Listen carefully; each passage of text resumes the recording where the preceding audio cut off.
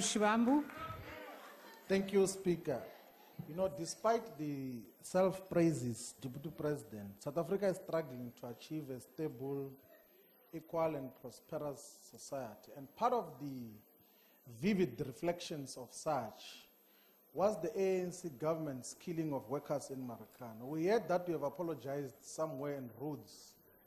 Why are you apologizing? Point of order, and who are you apologizing to? Point of order. And why are you not going Order, to apologize Honorable Member, there's a point in of Marikana order. so that the people that have been affected are the ones who receive Honorable the Shivambu, can you take your seat? Well. There's a point of order.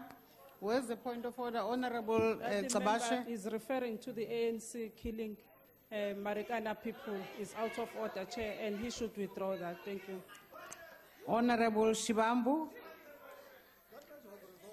Honorable Shivambu, in fact, the issue of you saying the way you are saying it is unparliamentary. The issue of Marikana, that's for a start.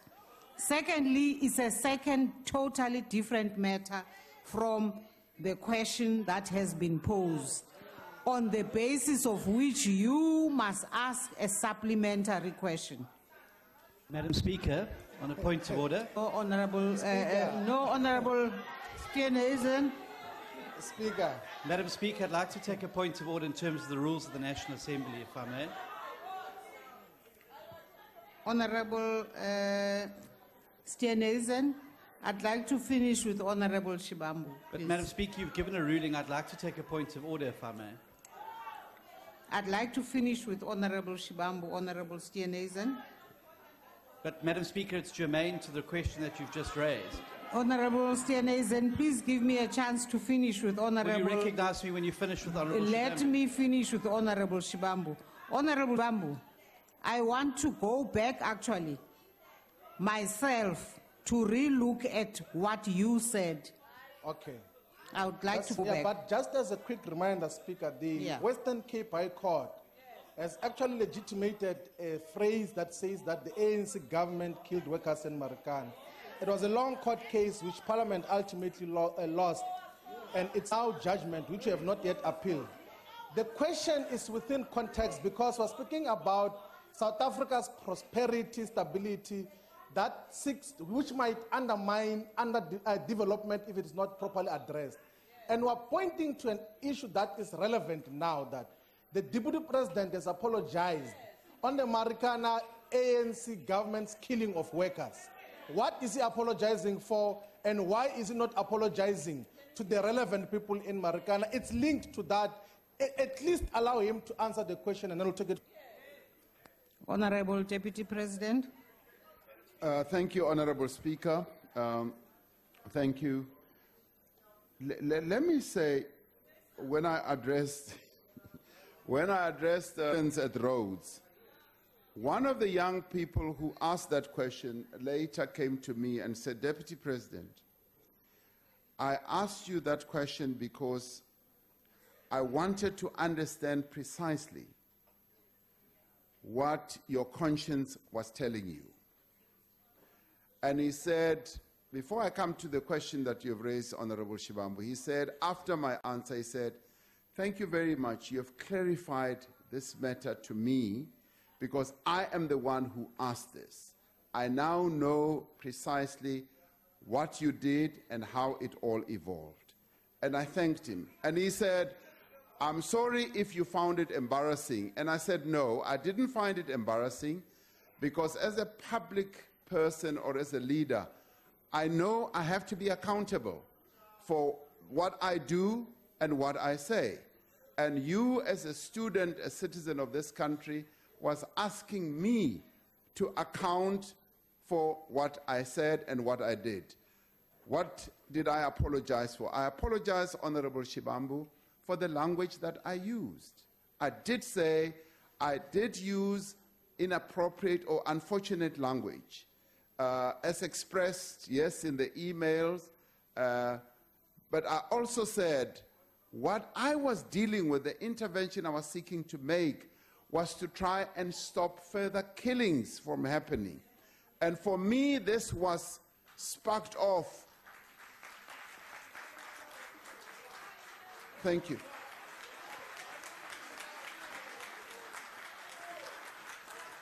Order, honorable members. Let's allow the Deputy President to finish. And this, for me, was sparked off by the killing of the 10 people who had died earlier. And the killing of those people had happened in the most gruesome manner. And some of those people were police.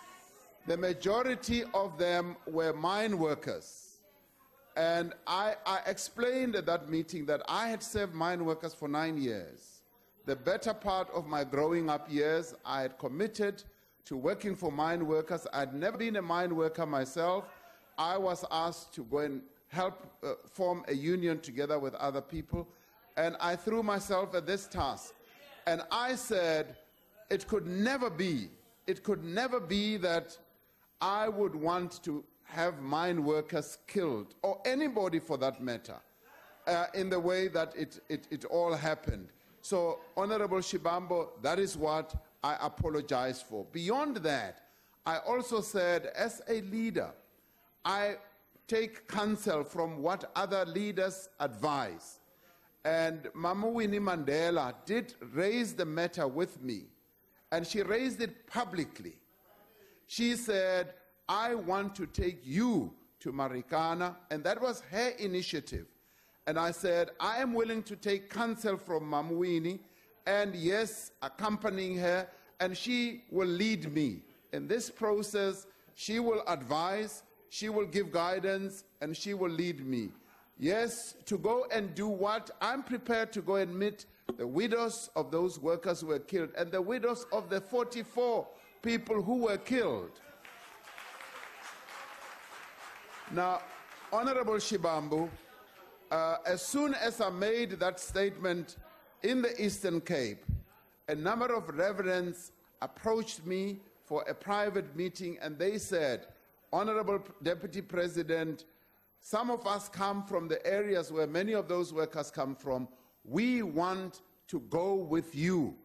Yes, to Marikana, with prayer, with understanding and all that, and we will want to walk this journey with you because we want you to do this right. So Honorable Shibambu, it's a matter of just saying when it is going to happen.